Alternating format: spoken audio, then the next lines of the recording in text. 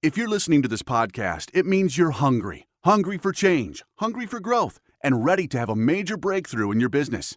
As a partner or founder in more than a dozen businesses that do more than $5 billion in revenue each year, Tony Robbins has learned from the best in the world, the Steve Wyns, Mark Benioffs, and Peter Gubers, what it takes to be successful. Whether you've been in business for decades or are just getting started, it's important to get help from someone who's been there, someone who's going to coach you through it.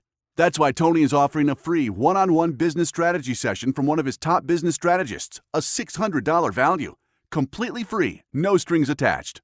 If you're listening right now, go to TonyRobbins.com/CEO and sign up for a free session with a Tony Robbins trained business strategist who's helped business owners just like you to overcome their obstacles and set them on the path to success. In a world where 96% of businesses fail after 10 years, you must know how to anticipate and how to take advantage. Take advantage of this offer today.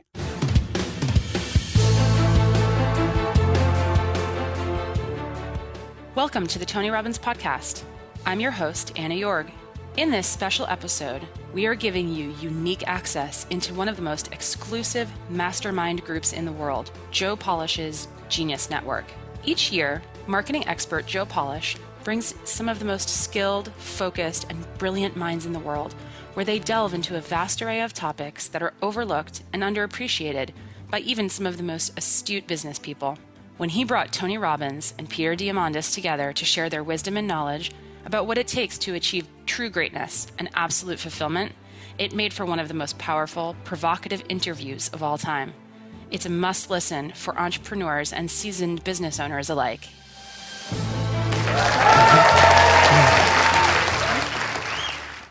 So let me focus in on three things. One is the X Prize, and Tony has been extraordinarily generous as a philanthropist, and a number of you in the room here who are members of our innovation board, thank you for those of you who are part of that, some of our trustees in the room here. And the story there, again, I think you guys all know this, is my 9-year-old dream in myself was wanting to go into space and giving up on NASA being the way I was going to get to go there. And saying there's got to be some way, somewhere, somebody can build a spaceship that I can go on too. And organized a $10 million prize, and as my dear friend Dan Sullivan says, I didn't have the $10 million at the time, but had every faith that I would. It just took me 6 years to find it. And that $10 million prize launched a private spaceflight industry that Richard Branson is now commercializing, a number of other teams are doing. But on the heels of that, we said this idea of asking the world, what do you want to solve? What is a problem that should be solved, that you think, it's a sin that it's not solved yet? And realizing that there is so much brilliance around the world, that a kid today has more power than the President of the United States did 20 years ago in terms of the computational power or the knowledge they have, and that it used to be only the kings and queens that could solve things in the past, and now it's any of us can solve something. And what we do is we work with the top philanthropists and corporations, in some cases governments, and put up these large prizes. $1 million or a few $1 million, actually. Christian Cottacini, who runs HeroX, a spin-out, does the smaller prizes. We're doing these $10 million, $20, $30 million prizes and saying, I don't care where you went to school, whatever you've done before, you solve this and you win. I'll just mention one that we did together. It was Tony Robbins, the DeVos family, and Elon Musk that funded a global learning X Prize. 250 million kids around the world, nearly 700 million women around the world can't read, write, or do arithmetic. And we put up a prize that said if you can build an app that can take a child where there's nothing, no schools, no adults, nothing, and take that child from illiteracy to basic reading, writing, and numeracy in 18 months, you win. 600 teams entered that competition. We're down to 200 delivering software. They'll be in Tanzania in about 14 months. And with that, and actually John Raymond's also one of our sponsors in that, that winning software will be open source to the world so that every device becomes a teacher. So that's X Prize, really excited about that. And we're really focused on mapping the ocean floors. Thank you.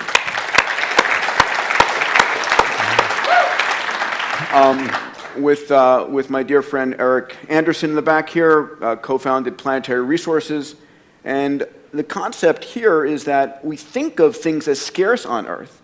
And certain things are the beautiful lands that we have, and we shouldn't rape and pillage them. But we live in a solar system filled with resources. And the concept here of planetary resources is we are using the most advanced technology, 3D printed spacecraft, AI on board, sensors that have never flown in orbit before, to go out to prospect near-Earth asteroids, which are rich in fuels, platinum group metals, construction materials. And those same spacecraft, when pointed down towards the Earth, we've just discovered, and we're really excited about this, can actually map and predict the yield of every acre of cropland on planet Earth and really help us feed the planet much more efficiently. So we just launched our first spacecraft. Next one goes up in the first quarter. The last one, which is sort of like, I think relevant to all of us, is the idea that we can all live 30 or 40 more healthy years in our life. And to Dan's point earlier about living to 95, but not 95, living to 195, whatever it might be, we're at a moment in time where we have to realize the software that runs our body, our genome, what happens to you isn't happenstance. It isn't like, oh my God, I happen to come down with that. That, your destiny is in your genes. It's also in the environment, all these kinds of things, but, and this is Tony's one of our investors. We created a company called Human Longevity. Craig Venter, who sequenced the first human genome, and Bob Hurry and I founded it together, and it's built the world's largest genome sequencing facility on the planet. We've sequenced more human genomes than the rest of the world combined. And not just the genome, your microbiome, a full body MRI, 2,300 chemicals in your bloodstream, the most massive data set about you. We mine that data to actually help you understand what is going on. It's the most complete information data set in the world. And we've also, just a few of you in the audience here I know are benefiting from this in our health nucleus. We're now actually sequencing cancers to help you know what drug specifically works for you in your cancer, not just for everybody who happens to have that generic cancer. So that's a big one. I think that's something that's going to impact all of us, is making 100 years old and you 60, right? You'll get younger. That's it. Awesome. What are the biggest trade-offs that both of you consider maybe negative in order to do what it is you do? Because you're both, incredibly driven, what I would consider insane schedules, but at the same time, you're making massive contributions to humanity. So what are the trade-offs that you would consider, like, we work our asses off, we do a lot of stuff, but this is what we had to sacrifice in order to do it? If you think of it that way. I think if you think of it as a sacrifice, then you're going to build frustration or resentment. I really don't. If you think it's a sacrifice, you shouldn't do it. I think the challenge is that most people have this illusion about life-work balance. And I think that's if you're going to accomplish anything, it's what people are laughing because right? What's true is life-work integration. So I was just in 21 countries, or 7 countries, 21 days, but who's with me is my family, who's with me is my friends, and I've done well enough to have a plane and bedrooms and all that kind of cool stuff makes it. But when I didn't, we huffed it together. And beginning days it was coach and dragging ourselves around. But I thought it was great for my kids to have schooling, but I thought an education was more valuable, and traveling the earth was a part of that.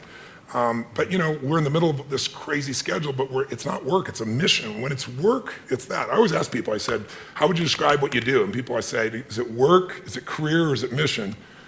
And most people, of course, say it's work, and that's exactly what it is. It's heavy. If it's your career, it gives you something more. If it's your mission, it doesn't wear you out. It brings energy to you. It's fulfilling. And if you can tie your mission in with the people that you love, it's pretty cool. There's some people in this room that are my friends. I see Dean here in the front row here, and it's like we're all on this mission, and we find time to connect and be with each other and have a blast with each other, but we're sharing about things that matter. I'm not a person to go to a party and go in the corner and chit chat. It's like, you want to talk about something deep? Let's rock. You don't? let me go home and be with my family. Or, let me go do something fun, some of that nature. If you can combine your mission with your family, combine your mission with some of your friends, then you're going to accomplish 1,000,000 times more. But if you think it's a sacrifice, don't do it, because then all you're doing is you're going to have resentment later on or frustration later on, and then you really aren't contributing because you're trading off. You're not giving. No. Great. I think I'm a 9-year-old kid. Those of you who know me know I'm a 9-year-old child in my body, pinching myself every day that I get to do. It is extraordinary. I would not want to be doing anything else. There's hard work, and it's like I'm pushing myself more than anybody else, but I love it. I cannot imagine doing anything else. And that's the challenge, right? The question is, a lot of people are doing something to get to something else. And that's just wrong. I agree. And it's a matter of don't do it because your parents told you, because you heard it on an infomercial, because whatever. Do what is your highest calling in life and love it. And so I don't work at all. I really don't work. Dan has told me to get rid of it, and so I get rid of it. Well, this room is filled with some very high achievers. And obviously what I wanted to derive from you guys is just some insights, some how-tos, some what it is you do to just give them, perspective and stuff. And I carefully chose some questions. And this one is, you're both masters at achieving what most people consider impossible. And I mean, really, like what you guys do, most people consider absolutely impossible. So when something is considered quote unquote impossible, how do you reframe it so it becomes possible in your mind? And how much of that is mindset? Well, I think impossible is not a fact, it's an opinion. When someone tells me it's impossible, I always just look at them. Anybody around me knows that they can't do that. So that's part of it. But if they didn't know me, it's your opinion. And they'll say, no, science shows. And I say, yeah, and how many times has science showed something's impossible? Now science shows it's possible. Things are impossible until somebody does it. And so I find that, most of your business people, you look at businesses and what does it take to make a business grow? It's not impossible to make a business grow. A business has been shrinking for a long time, or it's been stuck. The real problem is always, the chokehold is always the psychology and the skills of the leader. Always. And 80% of that is psychology and 20% is the mechanics. Like if you don't know how to read your financials and you're trying to fly the plane of your company, I mean, come on. If all you do is go down and you look at profit and loss and you see what it is and you have a beer, either way, you either celebrate or you get depressed, something, you're going to be in trouble, right? But if you have the skill sets, that's one thing. But you can get any skill set if you have the psychology. And anytime a business is not growing, it is not because it's impossible. It's because they aren't innovating. And they're not innovating because they're believing it's impossible. I mean, if we all know what does it take to transform, and obviously help people, it takes 3 things to create a breakthrough in anything, in your personal life, in your business, anywhere. You need a strategy. But that's not the first place you should look, and it's the first place all of us look. Me too. It's our inherent thing. You want to lose weight? Well, how do I do it? I want to grow my business. How do I do it? It's instinctive. We've been trained to think that way. But the problem is the how-to is usually not that complex. I mean, come on. 70% of America is 75% of America now is overweight. Is that because it's so complex how to be fit and strong? Right?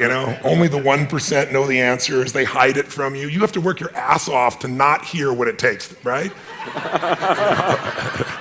And so I remember I went to a TED Med Center and I watched about 12 doctors, one after another, get up and do these stories about how we could just get patients to take their medications and try to figure out the whole thing. And I was just looking and going, you're all talking about strategy and you've forgotten psychology.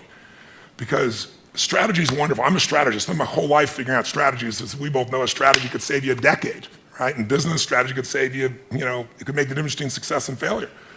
But most people have strategies available, or they could get them, or you could create them. But the problem is you got a story. And your story is why it isn't working. And the story is, I've tried what? Everything. If you tried everything, you'd be fit, right? If you tried everything, you'd be profitable. If you tried everything, you'd be there. But people say it, I'm big boned. That's what I used to say. I'm still big boned, but I'm 38 pounds lighter than I was 25 years ago, and I've never gained it back, right? When I was big boned, that was my story. All the good ones are gone. That's why I'm not in a relationship. Or they're gay and I'm not, or I'm gay and they are, or whatever the story is.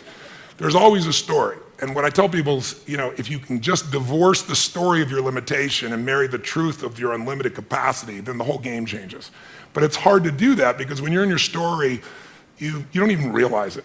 So you need a third piece for a breakthrough, and that's really what my life's about, which is changing people's states. Because in a different state, we're different people. Can mean people be nice? Yes or no? Yes or no? Of course they are, when they're in a nice state. Can nice people be mean? Sure, they get a mean state. So really learning to train yourself to be in an ideal state where the best of you comes out for yourself, for your family, for your mission, for your world, for your coworkers. To me, that's one of the most important decisions in life to make. If you ask me, out of all the people I've met, all the things I've seen, what creates a magnificent life?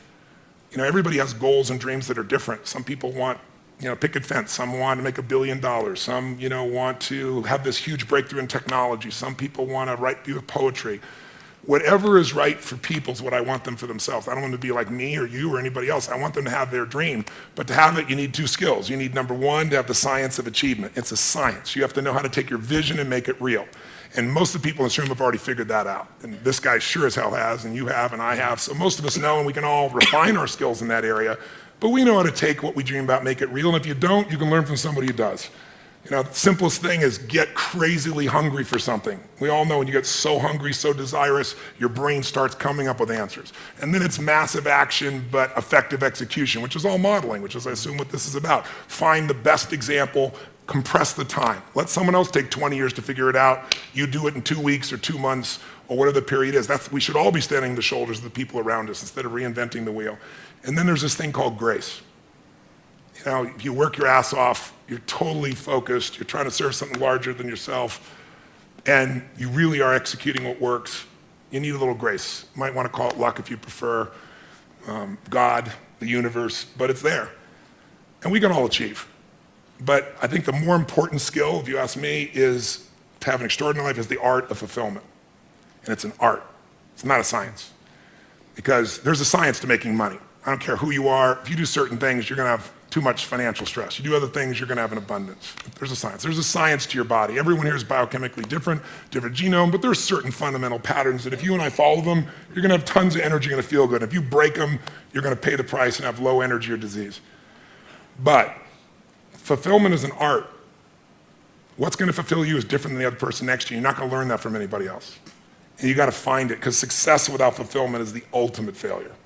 And I get those phone calls all the time for the multi-billionaire entrepreneur or politician or business person or a person just won their Academy Award and they're depressed and they can't tell anybody because they got all their goals, but they're not fulfilled because they really don't have that sense of meaning in their life. They went for something and they got it. They achieved. And if you doubt this, what I'm saying is relevant to you or us or anyone, just think about a month ago, we lost what I consider to be a national treasure, Robin Williams. How many of you loved Robin Williams? Look around the room, keep your hands up, look. And most of you didn't know him, almost every. And then where you go in the world, people love Robin Williams. By the way, was he great at achievement? Oh my God, that guy, he said he wanted to become a great comedian, he did that. I want to make the world laugh, he did. I want to make my own TV show, he did. I want to have the #1 TV show, he did it. I want to make movies, he did it. I want an Academy Award for not being funny. Not his skill set, drama, and he did it. I want a beautiful family, and he did it. And then he hung himself. Make everybody happy but yourself. Not a good plan. So if I had a gift to give you, it would be maybe make a different decision. And the decision is that no matter what happens in your life, you're going to live in a beautiful state. A beautiful state. And that could be happy, that could be grateful, that could be being generous. Those are all beautiful states, aren't they? It could be curious. It could be fun, it could be playful. You're not limited to one state, but it's different than suffering. And most people's suffering, and all suffering I've ever seen, I've traveled to 100 countries, I've dealt with presidents of countries and presidents of businesses, CEOs, I've dealt with people in prison, I've dealt with, you name it, average people. Suffering always comes because you're obsessed about something related to you. You can only be depressed if you're focusing on yourself. You say, no, I'm depressed because it's my kids and they're not doing well. No, you're depressed because you feel you failed your kids. It's about you. It's about how you think what you should have done or shouldn't have done or what someone did to you or didn't do to you in the past or the future, which don't even exist. So I have a simple goal. My goal is help people make a decision that says, I don't know what's going to happen. You might get a divorce, even though you don't think so. You might find a member of your family with cancer. You might have your house get burned down or have a tornado go by, and if you live in the same place, it happens every 2 years and you move back, we should talk, but some people seem to do that for some reason. You can't control those things. I can't control those things. I don't want those to happen to you or anybody I love or anybody who's even a stranger to me, but they're going to happen. True? Not positive things, just the truth. So if that's going to happen, I say make a decision now that says, I'm going to live in a beautiful state and I'm going to find beauty in whatever life brings me. Because life is too short not to. I see a little buddy over here named Sean. I remember when I got a phone call from the Make-A-Wish Foundation, say, a young man is about to die and he wants to meet you. And he came to the seminar and then I took him out afterwards. And at the time, if he coughed too much, They said, you can't grab him. I said, I want to take him across the fire. They said, take him across the fire? I said, if he coughs, he'll break a rib. I said, I'll be really gentle. We're going to do this thing. And he did it. And then afterwards, I sat down with him and I said, man, I don't have the answers, but if your body is, you're just coughing and it's going to make you break a rib, your body is so acid. I said, you should get alkaline. Let me put you together with a doctor. And how many years ago was that? From 36, I was 19. You were 19 and you're now 36. I like seeing you here, so brother. Give him a hand. He's a beautiful man. He's a beautiful man. But Sean, what made me think of Sean is Sean lives in a beautiful state. He could be complaining and whining. And what does he do? His whole life is not about himself. That's why he's so happy. He doesn't live in himself. He lives outside himself, serving things he loves. He still takes care of himself, and he's funny. He likes to seduce women and things like I can't talk about right now, but... Oh, you're married now? Okay, well, good. I'm glad to hear it's about frickin' time. All right, Sean? It's good to see you grew up. Now, the bottom line is this young man over here who now is at a different stage of life, he's always been who he is. I think he lived because he lived for more than himself. I'm sure he felt pain, but we only suffer when we think about what's being done to us or what people are going to think or what they should have done or hadn't done, and you can't control that stuff anyway. I mean, why be pissed when people are going to do it? Are people going to be mean? Yes or no? Are people going to be unfair and unjust? Yes or no? Are people going to be beautiful and generous? Yes or no? You just never know when that's going to happen, so might as well enjoy yourself along the way. And I suggest today, if you want, if there's any gift I came by to give you, it's to tell you what you know already, but get you to make a decision about it. To actually decide, I'm going to live in a beautiful state. That doesn't mean I don't get angry or tired. Or, suffering arises and you end it the moment you go, I'm thinking about me. If I do this, I'll always be suffering. The human mind is always looking for what's wrong. The human brain is not designed to make you happy. It's designed to make you survive. Happiness, that's your job. And you only get it if you draw a line in the sand. That's how it's going to be. And I can tell you the few people that do it, I know a few people that have done it, they have magnificent lives. And when you're in a beautiful state, the best ideas come in. This man lives in a beautiful state. Every time I talk to him, I love seeing Peter. Peter's just always on fire about something. But notice, he's doing unbelievably well. There's nothing wrong with that. But almost everything he's doing is about more than himself, and so that's why he feels so alive. He's not suffering an ounce. He's in ecstasy. He's not lucky. He's living life a certain way. It's a beautiful way. I'm honored to have you as a friend. Thank you, brother. How many met this man before and he was in a wonderful state? Let me show your hands. I don't think I've ever seen him not in a wonderful state. I've seen him have some painful, challenging places, but he doesn't stay there. And look what he's able to create because of it. He is a 9-year-old boy who's on fire. He's on fire to light the world on fire with what's possible. It's a beautiful thing. I honor you. So the contribution I'll make, thank you, Tony. And I think it was about impossible and mindset and so forth, is the reality is there is very little that's impossible, period. It just is. And your mindset, as soon as you say something is impossible, then you shut down every possibility for solving it, right? And we all know this. And the challenge is that it's really hard not to be in that state because we get thrown stuff all the time. And what I want to share with you is an experiment, which is to say, okay, not only how do I make it possible, but how do I actually go 10 times bigger? And you've heard me speak about this, moonshot thinking, bold thinking, whatever the case, whatever terminology you want to give it. And most of us in our life are trying to make a 10% improvement. And we know this. I'm trying to increase my revenues by 10%. I'm trying to reduce my sales by 10%, save 10% more of the lands out there, whatever it truly is. We all have this sort of beaten into us by life and by the rest of the universe that you can make these small incremental improvements. But the fact of the matter is that there are those in the world that go 10 times bigger. And every one of us can be that. And as soon as you say, I want to not only solve this thing, but go 10 times bigger in my work, in the things, and can I say this, in something that you're truly passionate about, not just about earning a little bit more money. I mean, it really should be in something that you care truly about, that is bigger than yourself, that is impacting the world. As soon as you try and go 10 times bigger, 3 magical things happen. Number one, even if you have no idea how to solve it, no idea how to get there, you'll be amazed at what you come up with. And what's interesting is our legacy, our past, anchors us to where we are today. And you have to let go of that. You truly have to let go of all the stuff in your past, what you thought you'd done, all of the, the infrastructure that you've built to let yourself go.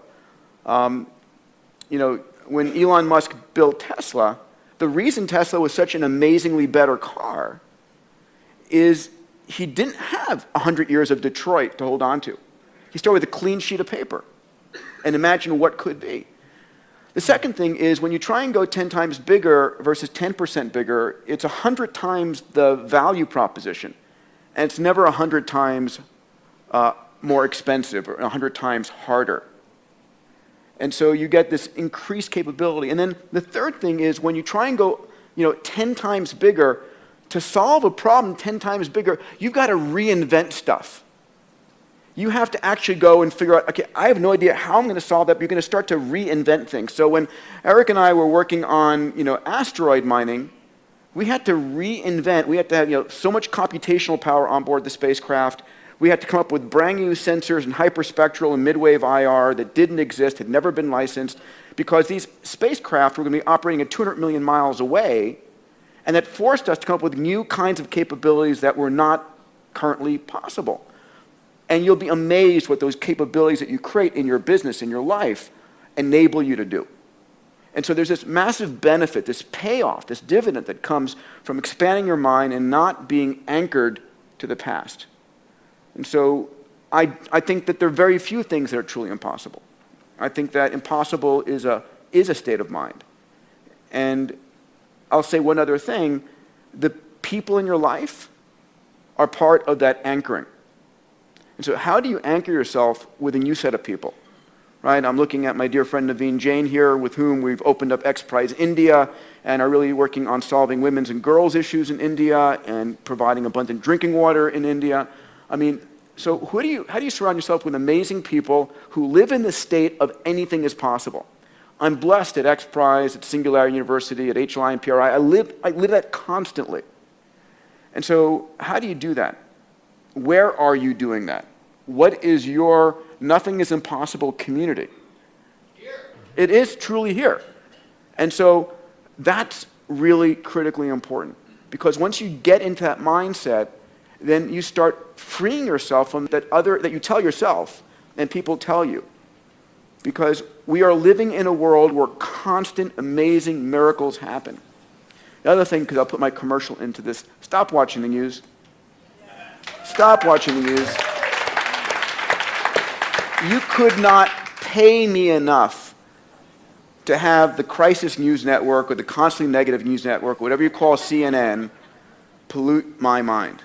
Really, I have social networks, I have Google filters and so forth. I was just telling Ariana about this, and hopefully she'll do this. I want on the front page of Huffington Post, I said, I want a slider where I can control the percentage of positive news stories. Right? How would you like that instead of, because right now it's 10 to 1 negative to positive. It's true. It's like, why would you possibly invest in the world and in the life and all these things if the world is falling apart? If the Crisis News Network is like showing you airplane accident, airplane accident, airplane accident, what problem is that the news networks never tell you, there was no school shooting today at this school, or this airplane actually flew LA to New York and actually made it and everybody survived. That's not news. And so we get this disproportionate view, and so our minds are constantly, the mindset you have when you watch the negative news is awful.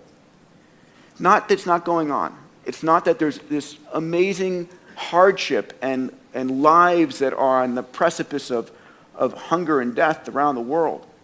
But the world is getting better at an extraordinary rate, and you can make a difference in it. And there is no problem. There is no problem we cannot solve, period. End of statement. So. Awesome. All right, so since both of you are two of the greatest achievers and biggest thinkers, at least that I know. In the history of humanity. honest to God, you know what? No, in a very serious way, you know, it's funny. I can't imagine there will ever be another Tony Robbins. You are a freaking freak of nature. That's true. A force of nature. And I mean, one of the most amazing things, like when I went to date with Destiny, he'll ask, how many of you came here, you're thinking about committing suicide? And literally, I don't know, anywhere from 6 to 12 or whatever, I don't know the amount, stand up, and you literally take that on. I don't know another human being that could, I mean, it's mind-boggling, and you flip it. You take a person in a horrible, hopeless state, and they're coming to your seminar maybe as a last-ditch effort, but there's that hope. And you just channel it, but then you share that with freaking thousands of people live on the spot. I mean, and that's just one of like hundreds of things that you do that are mind-boggling. And everybody in the audience thinking, there's no way he can do this. There's no way you can solve. How can you possibly? And then boom, it's done. You do it. It is truly a blessing to have you on the planet. It's a blessing. I mean, like, were you born this way? It's a stupid question, but like, I'm saying it for other people. Like, you built yourself to be Tony Robbins. Could we publish your gene sequence? I was a kid from Azusa who had no certainty, who we had no food and had to be in charge because my mother was a little crazy, and I promised myself that my future family would never go through this. And so I decided I hated suffering because I experienced it and I wanted to end it. So I read 700 books in the area of human development, psychology, and physiology when I was still 17, 18, 19 to 21, 22 years old. I was saying I was going to read a book a day. I didn't do that, but I was still immersed. I went to every event. I listened to everything. I got immersed. But when it comes to people, you know, I've been doing this for, 38 years, and I've been with 50 million people, so, and 100 countries. So there's nothing I haven't seen at this point when somebody stands up. So it's beautiful. It happens different every time. It comes through me. And I really believe in grace. I really believe it's there. But I prepare at a level that most people never dream of. And I also know that there's, whatever human beings feel, we are not our feelings. We are not our patterns. Those are things we might identify with, but we're not that. And so when I see a pattern and it doesn't work, I don't think the person's broken. I don't think anybody's broken. I'm not here to fix people. But I am here to break up the patterns that don't work. And I've never lost a suicide, knock on wood, and thousands for 38 years, and we follow up 2 years later, 3 years later. They're making a documentary right now. So how do you both deal with or think about or even channel like extreme levels of stress, adversity, criticism, public opinion, or failure? Because both of you have had, things that just flat out didn't work, but you're public figures, and how do you handle it, or deal with it, or think about it? I really let go of criticism really fast. I might, sort of process it in the moment, try and figure out is there something that I truly can learn from there valid, but I let go of it really fast. And so if I'm in a fight, a personal fight or whatever, it's like, time is so precious. Time is so precious. Failure, God, I've had a wonderful series of failures. And, I built a launch vehicle company that we won this huge contract and couldn't finance it and had to close it down. I've built a multitude of companies. Luckily, a third have been great, a third have been okay, and a third have been life lessons. But I have to believe that what I'm doing in my heart of hearts is the right thing to do. And if I'm doing the very best I can, and I believe it is something, because when I take $1 from somebody as a donation or as an investment, and those of you who are in the room here who have supported me or invested in me know that. It's like, it's me. It's like you got my cell phone number and I care, and I am so committed to making, to delivering. I will do everything I possibly can. So I need to know that for myself. And I can sleep at night if something fails, but I know I gave it everything I possibly could. And there are also those times where, it's like nosedive. And I will stop everything else I'm doing, and I will go laser-like on that. 100%, 24 hours a day, 7 days a week, and I will do everything humanly possible. And it takes that a lot of times. It absolutely takes that a lot of times. So, that's for me. Awesome, thank you. I would say, I love to light people up. Since I was a little kid, I love to light people up. And so early on, I want to make everybody happy all the time. And then I come in this package, I was 5'1", and then next thing I know, I'm 6'7". I grew 10 inches in a year because I had a tumor in my brain. And I didn't even know it. And I grew, so I'm big, and I'm quiet and unassuming. I have a hard time expressing my true feelings, so it makes it difficult for people to understand what I'm really like. No, I'm fairly loud and intense, and what happened for me in the beginning is I was trying to make everybody happy all the time, and then I just began to realize not everybody wants to be happy. And gradually I began to realize opinions are a dime a dozen, but impact is all that matters to me. So you know when you've had the impact, and you don't need anybody else to tell you. And you don't need somebody else to acknowledge you, put stars on your chart. When you do what's right, you know it. And no one can take that from you. They can take away anything you have, but they can't take away who you become. And you become something unique when you find a way to grow and you find a way to give. And when you do that consistently, it creates an extraordinary life. So I'd lie to say that I don't want people to hate me or dislike me, but it wouldn't be accurate to say I don't care, but I don't care enough to change what I'm doing. If what I'm doing is valuable.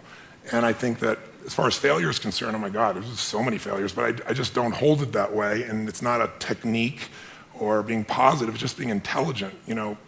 Failure is education if you use it. If you learn something, it's not a failure. If you don't learn anything, then it's failure.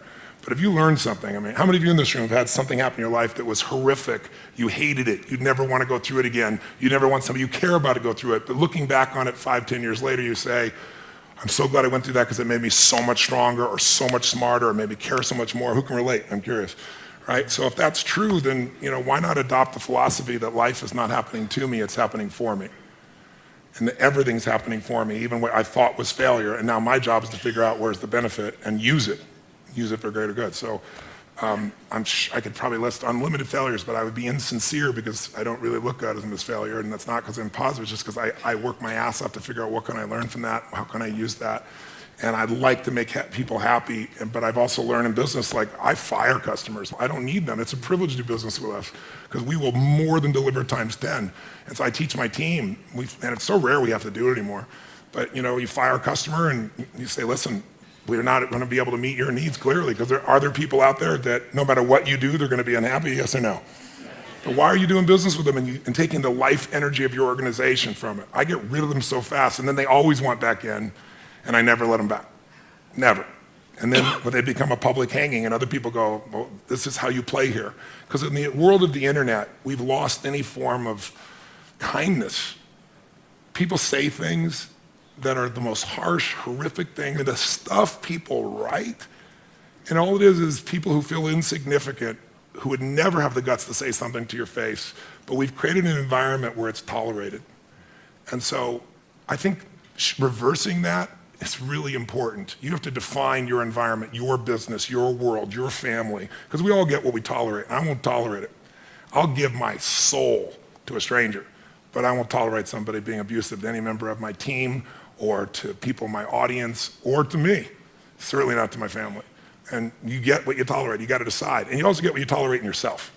And I think if you can look at what you're tolerating yourself and say, I'm not gonna tolerate that anymore in myself, then it's easier to lead other people. If you're just telling other people you won't tolerate, they'll look at you and go, yeah, you don't tolerate, but look how you are. And you don't have to be perfect, but people see how, you don't have to know who I am, you don't have to watch my lips move, you can see how my feet have moved for 38 years, that's Tony Robbins. Right? That's probably the best signature you can give. That's the brand that you put out there. It's the way you live. The thing you said, the line, which I love, life is not happening to me, it's happening for me. Is that is part of that a trick you play on yourself, or do you truly believe everything you are able to take that as ingredients of this is all happening for me, this most horrible, most horrendous thing from diseases to suffering? That's an important line, and I like to... It's not just a line. There's a woman that I just saw that I'd met 15 years ago, and she just showed up at my seminar, and she was suicidal because one of her daughters had gotten sick, and she brought her to the hospital, and the doctor said she brought her home and the child died. And she was going to kill herself, and she had 3 other kids. So I really truly had to work with her, and I remember working with her back then. I looked it up because we have all stuff I've ever done on film. And I asked her, I said, what are your spiritual beliefs? And she said, I believe everything happens for a reason, and all that stuff. I said, so you're going to abandon what you believe spiritually because life didn't turn out the way you want right now? She said, no. I said, if it's the truth, it'll be the truth when it's painful, it'll be the truth when it's pleasurable. So I would lie to you to say, oh, I jump up and go, oh, this is happening for me right now. I don't do that. I think, what the hell's happening? Why? And then I catch myself and I go, there's some good in this. And my real core belief underneath that is, everything I've ever been able to help people with is because I've faced some portion of it. If I have to face a divorce, I decided I needed to go through a divorce and I didn't want to. No one takes you to pick your partner after 14 years. It was the most terrific thing in the world, but I thought, if I can figure out how to do this elegantly, intelligently, lovingly, no matter what the other party's like, then I can help anybody else. I've had several businesses over the decades that were, near the verge of bankruptcy. I had a resort in Fiji and there was a coup, it's kind of inconvenient, and I'm losing $1 million a month, and it's like, and I didn't have $1 million a month to be losing at that time, just I wanted to create this great place for people. But it's like, in the midst of all those elements, I'd come back and say, if I can figure this out, I can help any other business. So almost all my skills have come because of something I had to solve in me or help someone else solve. And my view is, if I can figure it out for me, I can help millions of people. And so that makes the problem inspiring, as opposed to the problem being, why did it happen to me? Because we're all going to experience problems. The only thing that we all have in common is everyone here is going to experience severe pain. I don't care how rich you are, money is not going to create immunity to pain. Suffering, you can get immunity from the decision I told you about. But we're all going to have problems. We're all going to have challenges. The only difference is, what the hell are you going to do with them? And if we just deal with our own problems, they get really boring, and some people need problems to have drama in their life to cover the fact they're not doing anything. But I think it's much more interesting to solve it and move on and help other people do the same, because you've actually done it, not because you talk about it. Yeah, gotcha.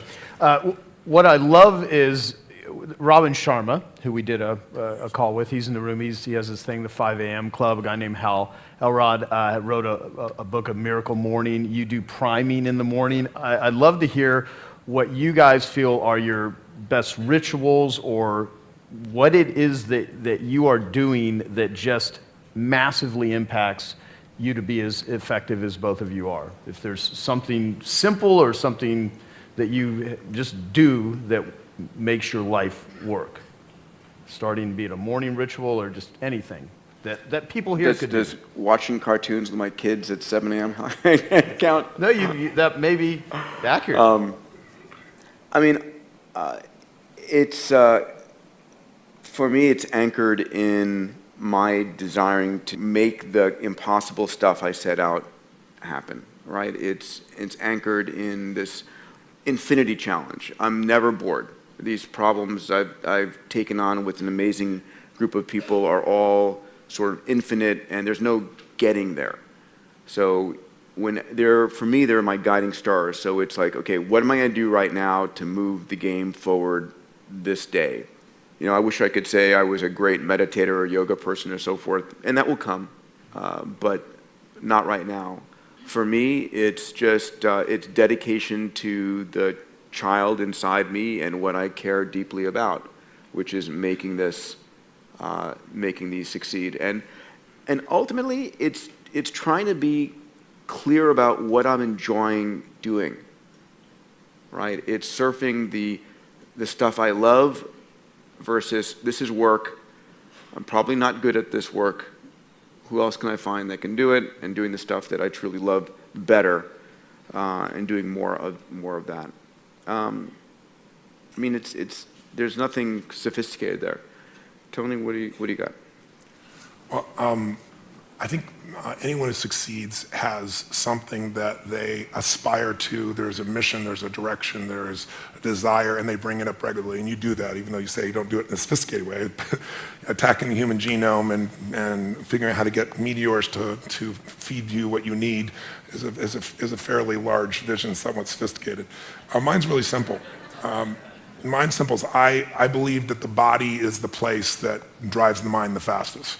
You can go inside your head all day long trying to resolve things and make excuses or freak out, but I learned early on in my life that in order to make myself do things, I had to trigger this body to feel strength and to know that when I say something, I mean it. And so I have a simple ritual that's actually enjoyable. It may not sound enjoyable, but it is now, which is I get up every morning, and I'm privileged to have multiple homes. So if I'm in those homes, one of the homes I have a river, the rest of them I have cold plunges. And I go into a 56-degree temperature just for about 60 seconds. I jump straight in, or I was just in Sun Valley, the river's 38 degrees, a little bit cooler. And I took my nephew and said, "You're about to learn how to start your day." And I bring all my friends when they come. They all have to do this. But every cell, every nerve in your body explodes, and it's phenomenal for your lymph system, phenomenal for your health, but it also is just a simple discipline that says, I say it, it happens. I'm going to say I'm going to do this, I do it. And I've done it so much, it's there, and it's invigorating. And then I do, as you said, something I call priming. I don't, you wake up and you're, 22 hours off your normal time zone, and you've got to get up and take care of 10,000 people for 3 days and nights for 14 to 15 hours. You don't always wake up feeling, wow, is this the coolest thing in the world? Some wake up and go, what universe is my body in, And so I do my physical ritual, but then I also do this priming. And priming for me is just, I don't hope that I'm going to show up at my best. I create a state for it. Most of you know probably the principle of priming. They've proven it in so many scientific studies. We all think we make our decisions consciously, when much of our decision making that we think is conscious is being made by contextual environmental manipulation that we're not even thinking about.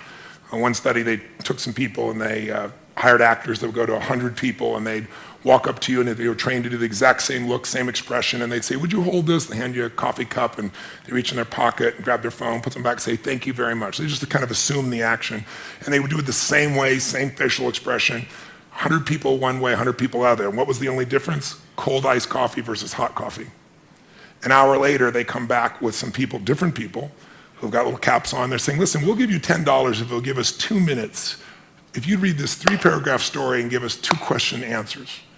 And they read this little story, everyone reads the same story, and at the end they ask them, how would you describe the main character? What are they like as a person? 80% of the people that got warm coffee said they're warm, they're generous, they're loving, but warm is always one of the language patterns. 80% like clockwork, if people got the iced coffee, same story, say that they're very cold, that they use language like being obsessed or being about themselves, selfish, things of this nature. I give you dozens of examples. So what I do each morning is I do a breathing pattern. It's an explosive breathing pattern I learned in India, breathing your breath in and exploding it out, from the gut out the nose.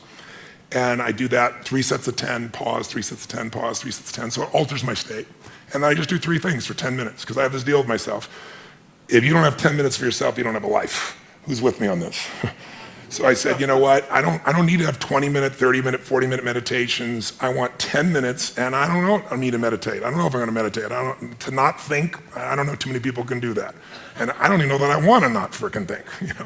So I thought, what I want to do is I want to focus on the emotions that will cause me to be the better me. And the 2 emotions that most people are messed up by are anger and fear. And when you're grateful, you can't be angry. Try to be grateful and angry simultaneously. It'll never work. And you can't be fearful when you're grateful. So when I look at people, almost always they're reacting out of fear or they're reacting out of anger. It's some version of those 2. So gratitude to me is the antidote. So I spend 3 minutes, just 3 minutes, and I think of 3 things I'm grateful for, 3 people, 3 situations, but I step into it. I don't remember the roller coaster over there riding it. I put myself in the front seat going over the edge so I feel the moment. And I make sure one of the 3 things I'm grateful for is something really simple, like the wind on my face, or something beautiful like my child's smile. And the reason I do that is because I remember, interviewing some of the astronauts, Buzz Aldrin and these guys, and most of you probably know, you can imagine, to be an astronaut, this man knows, to aspire to do that, and then to go through the thousands of people and be picked, and then to actually go to the moon and stand on the moon and look back and see that picture we've all seen, that blue-green Earth. You imagine, and then you come home, and what happens? There's a ticker tape parade, and you shake the president's hand. And now what the hell do you? You're 32. What the hell do you do for the rest of your life? And you know what? If you know the story of many of these astronauts, most of them had some major emotional challenges, right? Some abused alcohol, some drugs. And they had a real rough time because they forgot to find adventure in a smile. They thought the only way to do is go to the moon. So I trained myself to make sure not just the big, beautiful things that are part of my life, but the little things. And so I feel that for 3 minutes. Then I do 3 minutes of a blessing, corny as it may sound. I imagine life, God, energy coming into my body, healing every muscle, every nerve in my body, strengthening everything that needs to be strengthening the best of me, my passion, my love, my generosity, my creativity, my humor, my love. And then I see any problem that needs to be solved just being solved, because otherwise I tend to think I got to do it all. And then once I feel that fully, and that energy comes through me and back through me multiple times, then I do a circle of my intimate family, my kids, my wife, my friends. This little character over here is one of my list. And I just circle out all the way out to my clients. And I send that same energy to them. And I imagine, as corny as it sounds, they're being healed. They're getting what they need energy-wise. They're having the life that they deserve and seeing it multiplied. So I do that for 3 minutes. And the last 3 minutes are my 3 to thrive. I think of 3 specific outcomes that matter to me. And I don't think about achieving them. I see, feel, and experience them as done, and I see the impact that it has. I see people's lives touched. I see the joy. I feel it as done, and I feel grateful. And it's 10 minutes, but honestly, it usually goes 15 or 20 because I'm having a damn good time. But by having a 10-minute walk, there's no excuse not to do it. And I do it every day, and I don't hope I'm going to feel good. And then what happens is, you're primed. You literally see things through a different set of filters. You make decisions through different filters. And also think of it, most people are wired for stress. They're wired for frustration. They're wired for feeling lonely. And they got a highway to pissed off, and they've got dirt roads to happiness. So I decided I'm going to wire myself for happiness. I wasn't born that way. My view is I have to change the whole earth to be happy. Today, that's different for me. Now I can just wake up and be happy because I've wired myself in a different way, neurologically. And then I show other people how to do this as well. You guys are awesome. I really, really appreciate you both coming to this and taking it. Thank you so much.